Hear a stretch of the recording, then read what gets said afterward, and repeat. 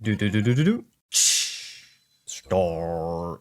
Hey, it's Akane. Welcome to the 47th Best Souls Tuber. Recently, I stumbled across this lovely gem of a video of Lemon beating Dark Souls 1 with only Firebombs, but I had noticed that a notorious boss stopped him from beating all bosses. So I figured I would throw my hat in the ring and see if I can tackle the colossal task myself. Bringing me to ask the question, can you beat Dark Souls 1 as Lemon, aka Firebombs only? But more importantly, let's talk about today's sponsor, ExpressVPN. Are you tired of pesky invaders trying to steal your information? Then ExpressVPN is for you because they can protect you from hackers and data thieves from getting your precious information. ExpressVPN uses the best in-class encryption that even Mentats with a supercomputer couldn't even crack it. But my favorite feature of ExpressVPN is using it to access shows that I can't watch in the States. I can use it to place my IP location right in Italy where I have never mispronounced anything wrong in Italian, so it's very believable for me to be there, so that I can watch Your Name, one of mine and my girlfriend's favorite anime movies. If you are worried that ExpressVPN may not have a server in your state, do not fret, because they now have servers in all 50 states. So find out how you can get up to 4 extra months by clicking the link in the description box or pinned comment down below. That's expressvpn.com/Akane. Or you could scan the QR code on screen to bring you there as well. ExpressVPN and I would like to thank you for your time, and with that said, let's get into the run. Starting off, I of course name my character Lemon. For the class, I go with the Thief for the Master Key and Black Firebombs for the gift. Before heading out, Lemon gave me some wise words of advice. What? You're doing what now? Oh, no, don't do that. No, seriously, don't do that. That's a really bad idea. With the wisdom from the headmaster of the Firebomb Academy bestowed upon me, I was ready for the Asylum Demon, who was easily dispatched at range with 5 firebombs, but Lemon suspiciously used 6 in his run. Come on, move already! Alright, I killed the demon like you said, you can now give me your Sunny D. Wait a minute, out of context that sounds bad. Once at Firelink Shrine, I can nab some basic firebombs and test out the damage on Tony, dealing 77 damage, which isn't bad at all. This game isn't big enough for 2 skeleton mascots. Round 1, fight!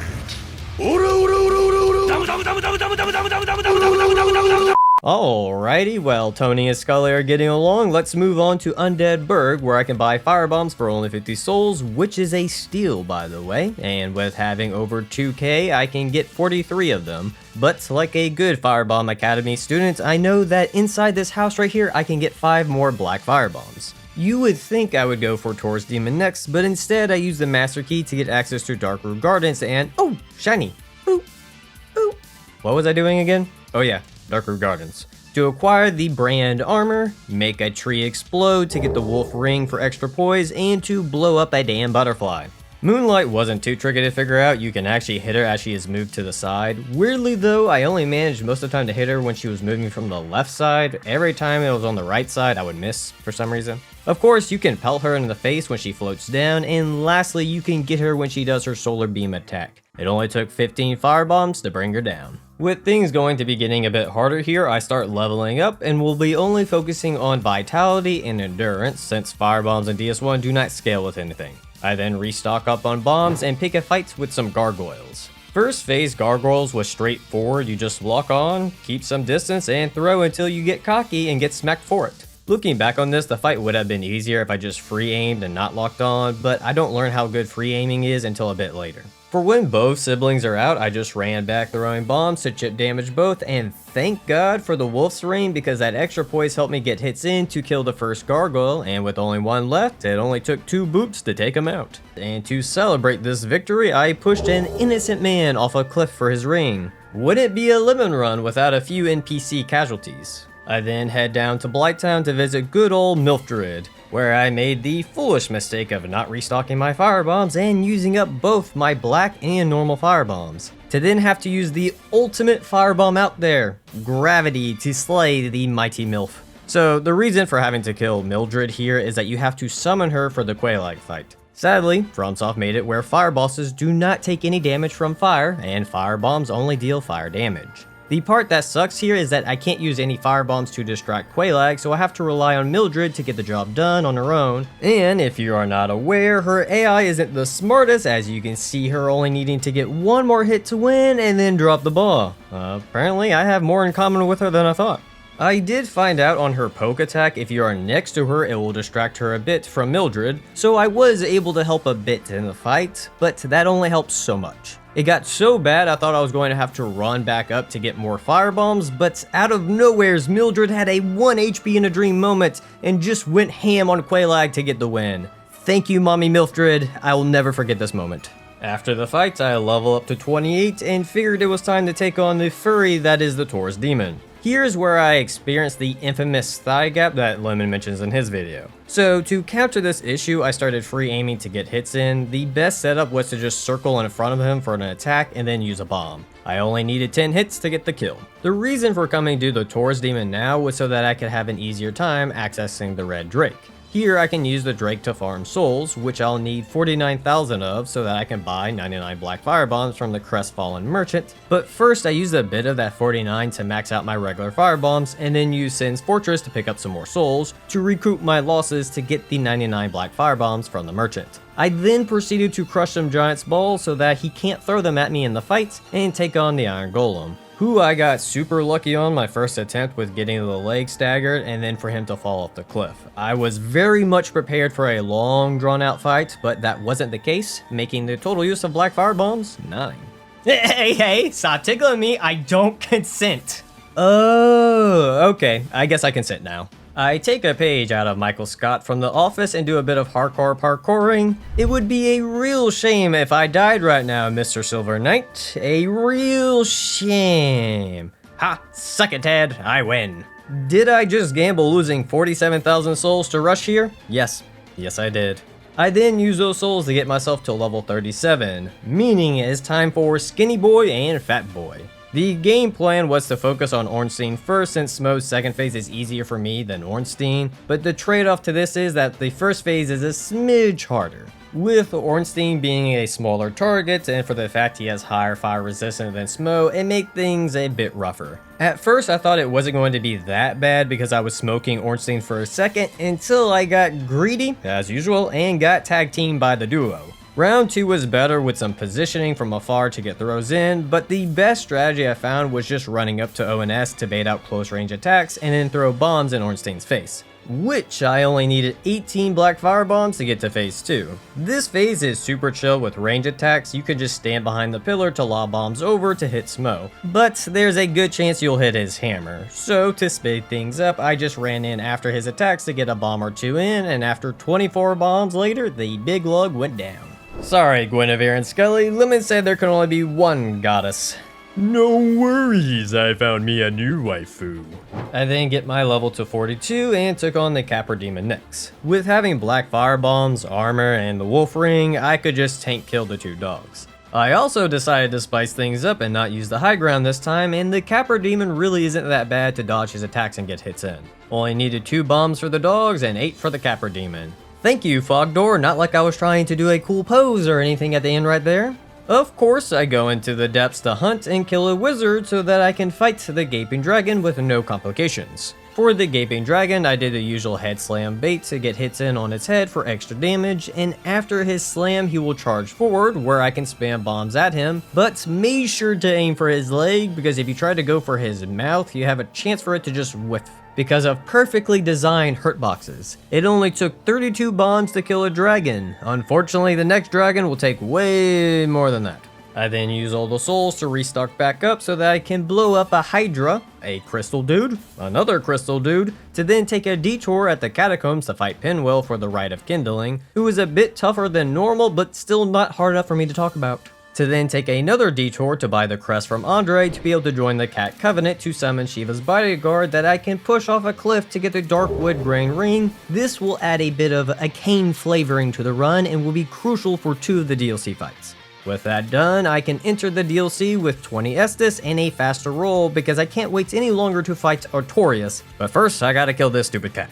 The Sanctuary Guardian was pretty easy to solve. All I had to do was wait for him to do a headbutt charge, his small hop attack, his wind slam, and after he dive bombs. But I started free aiming here a bit more to see if I could get more hits in, and I could actually get a hit in after he does his lightning ball attack where he flies around in a circle. If you stop just right outside the electric shockwave and do a hard turn and throw, you can actually land a bomb on him. Now this is easier said than done because I miss more often than not, but still cool that you can pull it off. So I just repeated this until I reached 47 bombs thrown and the cat went down. With the cat dead, I level up to 45 and blow up a mushroom for 3 Elizabeth mushrooms, which will be a crucial factor for a specific fight. Finally, it's time we have all been waiting for. It's time for Artorias. Let's get into it then. For the first bit, I used normal firebombs to get a feel on when I should attack and when I shouldn't, and also whether I should use lock on or not.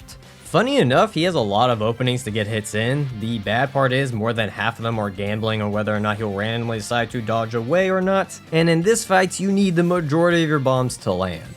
Now, you can mitigate his rolling away by standing close to him after an attack while throwing a bomb to bait out a retaliation or pocket sand. With this, he would stay nearby most of the time, allowing me to get hits in. The two key factors here were using Darkwood Grain Ring and free aiming. With using the Darkwood Grain Ring, I have a faster roll allowing me to get throws in sooner, and the free aiming was a must because your throws come out faster than if you would take the time to relock on. With free aiming after a roll, I could press the direction of Artorias and then press square. By doing this, my character will immediately turn around to do a throw. The reason lock on is bad here is that when locking on, you only get 4 directional movements, and the roll response time is slower than when you're not locked on. I don't know why it's coded that way, but with not locking on, I could get more hits in faster than I would if I was locked on. Now, what are the openings? You can get a hit in after his spin attack, his lunge attack, after his retaliation, after his overhead slam, when he's buffing up, and after his big jump attack. Now, the only 2 that were guaranteed hits were when he was buffing up and after his jump. You might be thinking it's unwise to be attacking him during his buffed up phase since he takes reduced damage, but I figured 3 guaranteed hits with a smidge of reduced damage was better than gambling on the 4 attacks and waiting for the other guaranteed hit. Now, the trick for the 4 gambling options were to throw at his feet to take advantage of the bomb's AoE hitbox. Trying to throw straight at Artorias led to whiffing with him turning or just getting unlucky with his side gap, so by aiming at his feet I could guarantee more often than not to get hits in. As you would expect, this method is very gambling oriented and does lead to a good amount of misses, which when I got to my last 40-ish black firebombs, I knew I could no longer gamble and had to just wait for his jump attack. So for those last 40 bombs, I had to lock in.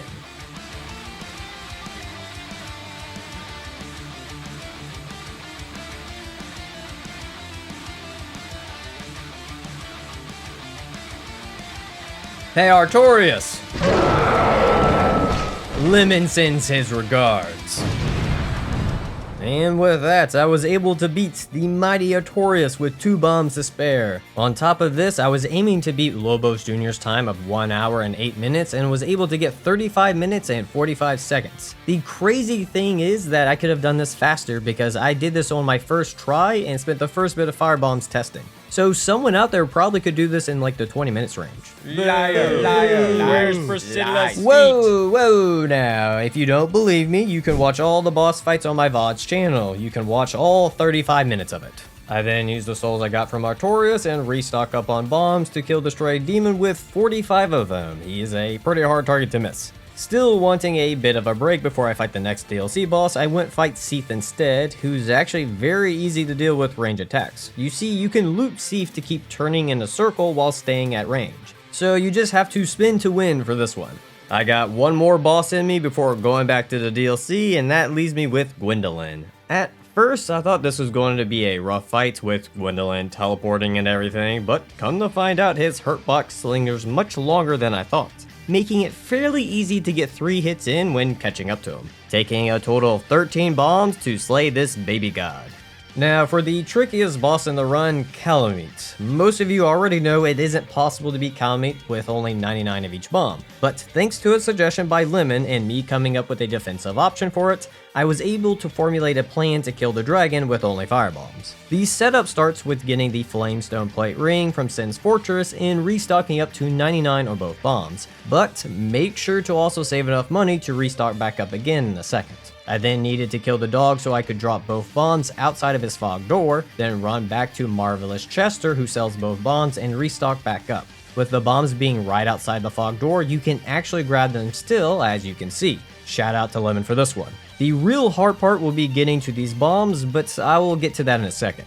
Kalameet was similar to Artorias as needing to free aim to get hits in, and surprisingly, Kalameet has a good amount of openings to get hits in. You can throw bombs when he does his normal fire breath, run up to him when he does his horizontal fire breath, and if you're close enough you can get 2 hits in and roll away underneath him. The dark wood grain ring helps with its fast movement to make this safe. You can get 2 to 3 bombs off when Kalameet stands up on his hind legs to shoot fire down. When Kalameet does his screech attack is another time to get hits in. After Kalameet flies, you can run under his tail to bait out his tail slam attack to get 2 more throws in. And lastly, when he does his foot stomps. The most interesting one was his normal fire breath attack because more often than not he would jump after being hit and then repeat the fire breath attack. The most I chained this was 3, but it does seem possible to loop him a bit more. It also seems like you can bait him out standing on his hind legs when you keep about a medium distance and running to the side. Sometimes I could get him to do this 2 or 3 times in a row. Now for the actual hard part, getting the bombs. With having to go up the ladder, my best bet was to lead Kalameet to the end of the map and bait out an attack that will leave him standing there for a second, so that I could run on over to climb up the ladder. But before doing all this though, I would switch out my Darkwood Grain ring for the Flamestone Plate ring to help with fire resistance, because once he reaches me, he will shoot fire and I need to mitigate as much damage as possible. Tragically, stupidly, I ended up dying 3 times at this point because my Estus was only at +2 and my armor wasn't upgraded yet. So after failing 3 times, I went and gathered some Firekeeper souls to get my Estus to +4 and get my armor upgraded roughly to +6 and 7. With this, I was able to make it to the top, heal back up, and use my Elizabeth mushrooms that I had gathered early. This is crucial for survival because it will heal me over time, reducing the amount of times I'll have to stop and heal, allow me to grab the bombs and fight my way back to the edge of the cliff to fall down it, heal up, and fall again. With that done, I just repeated what I was doing before to kill Kalameet with only firebombs. Took 46 minutes to get the job done. Not too bad on time, but definitely could see a sub 40. After that accomplishment, I wanted to take a break, so I used Kalameet souls to restock all the bombs and fight poor Sif. This fight is no different than the other fights, just run underneath her and throw 26 bombs to end her suffering. I restocked again and used the rest of her souls to get to level 48. I then grabbed the last Elizabeth mushroom in the DLC, headed to Rondo to pick up Havel's armor, and hop on down to the 4 Kings. Instead of using every armor piece, I just used his chest and headpiece. I wanted to keep a medium roll and movement speed to get around some attacks. I also used the shrooms here to reduce the amount of heals I had to use and just face tank the hell out of this fight. With the 4 Kings dead, that leaves Nito, but before all that, during my journey I made sure to get the Slumbering Dragon Crest ring and trade Scully in for the Fog ring, so that when I fight Nito it would only be a 1v1, making this fight a breeze to deal with. Now, I had to sacrifice the Fat ring for this, but no worries dear viewers, because in the Painted World I can fight King Jeremiah and use Firebombs to push him over the ledge. After this, I just had to kill Priscilla by throwing bombs at her feet, and once that was done, I could get King Jeremiah's headpiece to trade in for another Fat ring. With all that done, I could level to 53 and take on Manus. I know, after Kalameet, y'all might be hoping we found a way for Manus, but alas, that was not the case. With no way to get to his fog door, I was stuck with only 99 of the bombs, which can only deal a total of 5,049 damage, when Manus has 6,665 HP. So, sadly, I won't be able to beat Manus with firebombs only, meaning he'll be left alive. Silly little challenge runner. You can kill Manus. I can? Of course. Tell me, have you ever heard of the tragedy of Darth J.K. the Knives? No. I thought not. So you see, young challenge runner, with the right power, you can hand Manus a defeat. Is it possible to learn this power? Not from a lemon.